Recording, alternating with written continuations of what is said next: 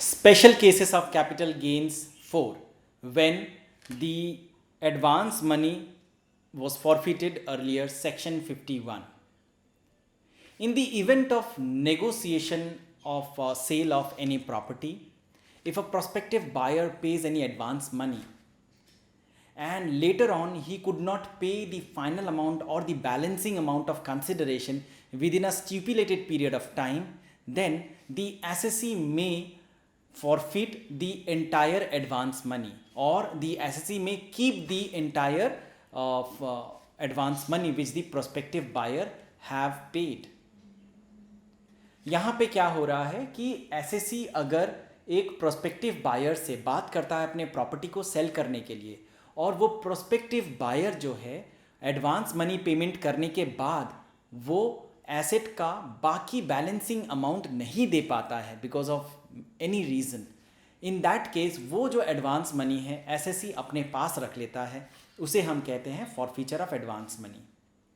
If this forfeiture of advance money happens before और इन 2013-14, 2013-14 या उसके पहले अगर होता है, then nothing is taxable immediately in the hands of the SSC. If the asset is not transferred, वो asset अगर कभी भी बेचा नहीं जाता है तो फिर एसेट का कभी भी कोई भी कैपिटल गेन्स नहीं होगा और कुछ भी टैक्सेबल नहीं होगा एसएससी के हैंड्स में. मैं और एक बार बता देता हूँ. If the assessee is receiving the forfeited amount or receiving the advance money and forfeited the advance money on or before 2013-14, then nothing is taxable immediately. Here we have to check if the assessee is actually transferring the asset or not. अगर asset को वो transfer करते हैं then वो forfeited amount taxable होता है, और अगर एसएससी वो एसेट को अपने लाइफ टाइम में कभी भी ट्रांसफ़र नहीं करता है तो फिर nothing will be taxable in the hands of SSC. Now if the SSC transfers the capital asset, then the cost of acquisition will be reduced by the amount which is forfeited earlier. Cost of acquisition से वो forfeited amount minus हो जाएगा. Minus करके हम लोग net cost of acquisition का figure लिखेंगे.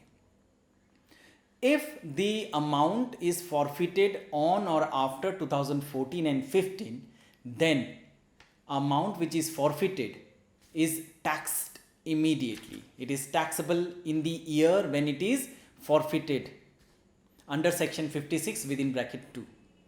ठीक है.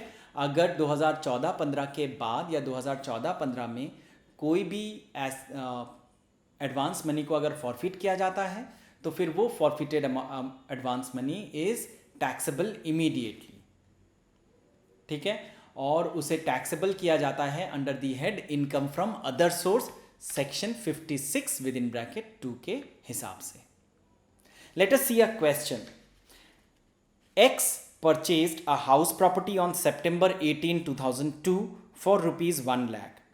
On April 4, 2003, he entered into an agreement to sell the house to A for rupees 6,50,000 after receiving an advance money of rupees 10,000. On A's failure to pay the balance amount within the stipulated period of 45 days, X forfeited the advance money.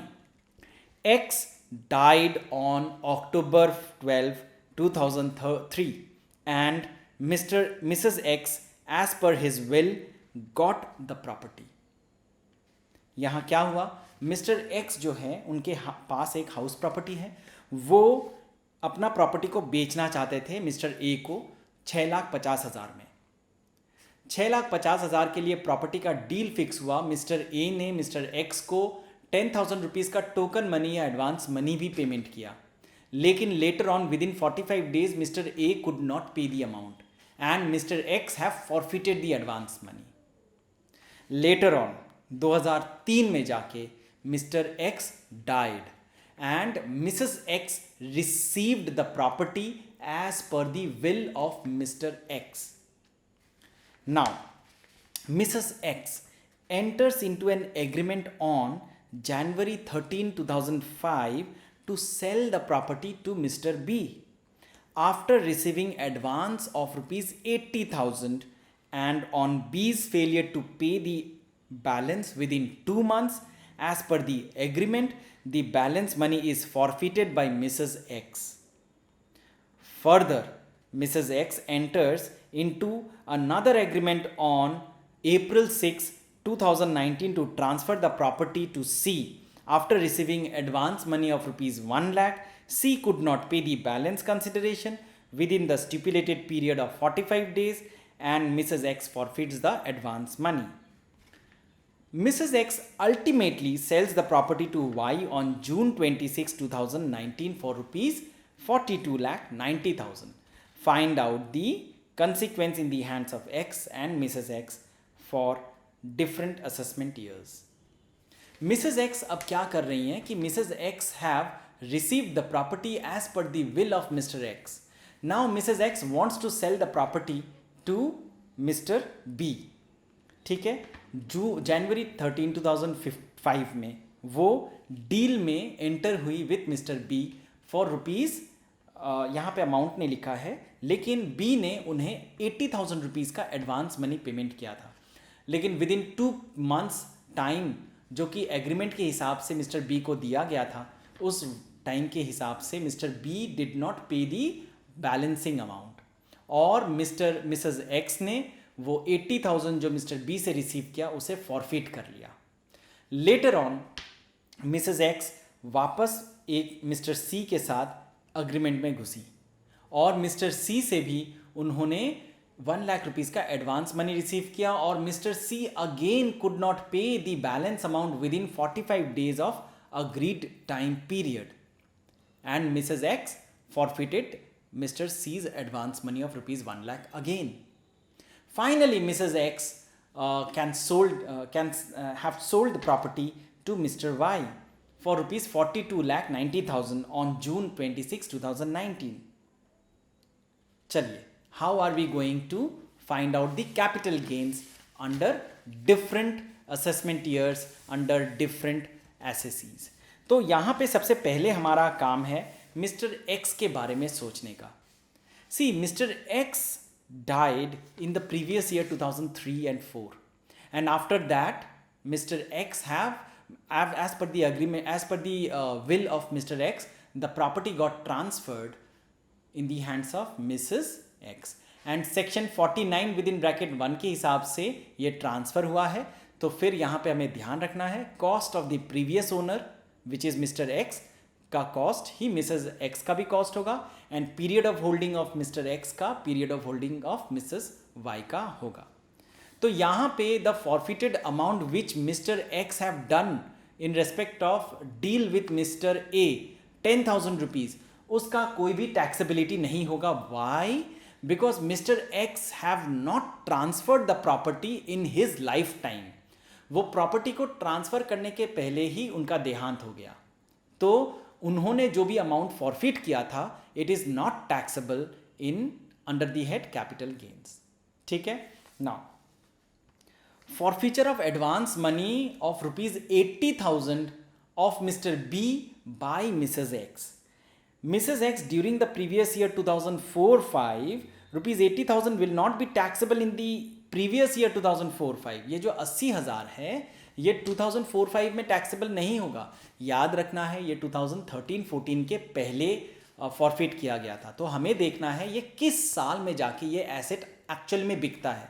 जिस साल ये बिकेगा ये 80,000 cost of acquisition से reduce हो जाएगा. आगे देखते हैं. Forfeiture of advance money of rupees 1 lakh by Mrs X during the previous year 2019-20. Now we have to see that this 1920 जो है ये 2014-15 के बाद है.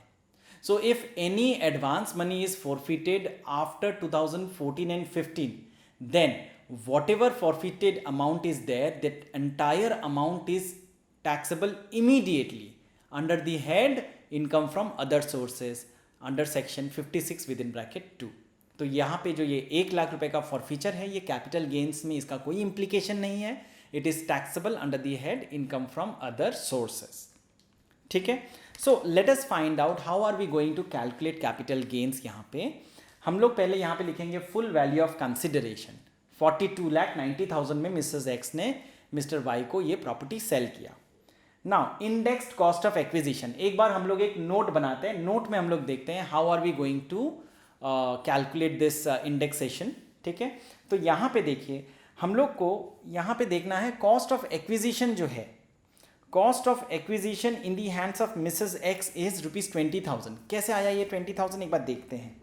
ठीक है, cost of acquisition to the previous owner since the asset is transferred in the name of Mrs X by Mr X as per the will. तो ये सेक्शन 49 विद इन ब्रैकेट 1 के हिसाब से ट्रांसफर है और यहाँ पे कॉस्ट ऑफ प्रीवियस ओनर ही होगा cost to the current owner. तो cost of the previous owner जो था वो 1 लाख था, तो वही होगा यहाँ पे। ठीक है, इससे हम लोग लेस करेंगे advance money forfeited. Advance money जो मिस्टर एक्स ने फॉरफिट किया था 10,000, वो यहाँ पे माइनस नहीं होगा। क्यों नहीं होगा? बिकॉज ये मिस्टर एक्स ने कभी ट्रांसफ़र ही नहीं किया, इसका कोई टैक्सेबिलिटी होगा ही नहीं। ठीक है, नाउ इसके बाद हम लोग amount forfeited bye Mrs x देखेंगे। मिसेस एक्स ने सबसे पहले मिस्टर बी का 80,000 को फॉरफिट किया, तो ये 1 लाख से 80,000 को हम लोग माइनस करेंगे। एंड देन लेटर ऑन उसने मिस्टर सी का भी 1 लाख रुपीज़ को फॉरफिट किया, तो वो 1 लाख रुपीज़ यहाँ पे फॉरफिट जो किया था वो यहाँ पे टैक्सेबल नहीं होगा। क्यों नहीं होगा? क्योंकि ये 2014-15 के बाद का फॉरफीचर है। This will be taxable immediately as under income under the other sources. ठीक है, सो यहाँ पे 1 लाख से हम लोग खाली 80,000 को माइनस करेंगे, 20,000 आ गया हमारा कॉस्ट ऑफ एक्विजिशन। तो हम लोग वापस चलते हैं, full value of consideration 42,90,000, index cost of acquisition will B 20,000 divided by 2002-2003। Mister x ने ये प्रॉपर्टी 2002-03 में खरीदा था, तो 2002-03 का हम लोग इंडेक्सेशन वैल्यू लेंगे विच इज़ 105 एंड मल्टीप्लाई करेंगे हम लोग 289 से which is indexation value of 2019-20। सो हमारा आ रहा है यहाँ पे 55,047 रुपीज़। ठीक है, सो ये 42,90,000 से 55,047 को माइनस करने से ये हमारा आ गया long term capital gain as 42,34,952। अच्छा, एक बार क्वेश्चन में देखते हैं। क्वेश्चन में यहाँ पे बताया हुआ है find out the tax consequence in the hands of x Mrs. X for different assessment year. Also calculate income from Mrs. X for the assessment year on the assumption that she is a businesswoman and income under the head business is ₹20 lakh. तो उनका income under the head business and profession 20 lakh का है। सो यहाँ पे हमारा long term capital gain आ गया 42,34,952। इससे हम लोग ऐड करेंगे business income which is 20 lakh and add करेंगे हम लोग income from other sources which is forfeiture of advance money of by Mrs X on Mr C, जो कि हमारा यहाँ पे 1 लाख है। तो ये टोटल हमारा ग्रॉस टोटल इनकम आ गया 63,34,950 रुपीज़। ठीक है, सो यहाँ पे जो ये फॉरफिट कर रहे हैं अमाउंट, ये फॉरफिट करने से एक बहुत बड़ा प्रॉब्लम ये होता है कि इंडेक्सेशन के पहले वाला जो कॉस्ट है उससे जो फॉरफीचर का अमाउंट है वो माइनस हो जाता है। तो एक्चुअली ये एक पेनल्टी क्लॉज है। पेनल्टी क्लॉज का मतलब क्या होता है? यहाँ पे जो कैपिटल गेन्स हम लोग कैलकुलेट कर रहे हैं, अगर मिसेस एक्स ने फॉरफिट नहीं किया होता तो फिर यहाँ पे उनका कैपिटल गेन्स, जो लॉन्ग टर्म कैपिटल गेन्स है, वो बहुत कम आता और उनको हो सकता है कैपिटल गेन्स के ऊपर टैक्स भी कम पेमेंट करना पड़ता, क्योंकि मिसेस एक्स ने अमाउंट को फॉरफिट किया, जिसके वजह से उनका कॉस्ट ऑफ एक्विजिशन घट गया और कॉस्ट ऑफ एक्विजिशन घट जाने के वजह से इंडेक्सेशन का वैल्यू भी बहुत कम आया और उनका लॉन्ग टर्म कैपिटल गेन बहुत बड़ा आ गया। ठीक है, तो now she have to pay capital gain tax which is higher than normal tax rate, तो उसमें पेमेंट करना पड़ेगा।